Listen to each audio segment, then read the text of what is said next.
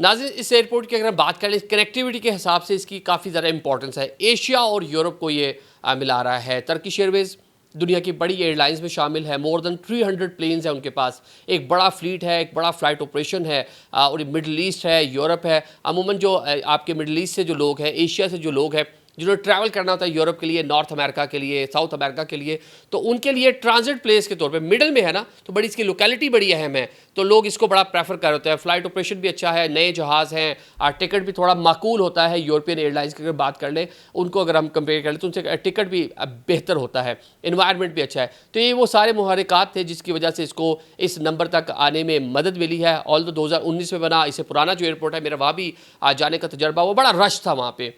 Airport भी छोटा था, फिर इसको बड़ी खतीर रकम इसके ऊपर खर्च की गई। और एरिया वाइज अगर हम बात कर लें, वो सारी जो चीज़ें हैं और जो वहाँ पे इंफ्रास्ट्रक्चर बनाया गया, इंफ्रास्ट्रक्चर की अगर हम बात कर लें तो इंफ्रास्ट्रक्चर जो है उसकी वजह दुनिया का इस टाइम जो है नंबर 1 एयरपोर्ट है। दुनिया के कई एयरपोर्ट्स पे आना जाना हुआ, लेकिन क्या उसका नाम है, ये एयरपोर्ट बड़ा बेहतरीन, लाउंजेस बड़े अच्छे बनाए गए हैं।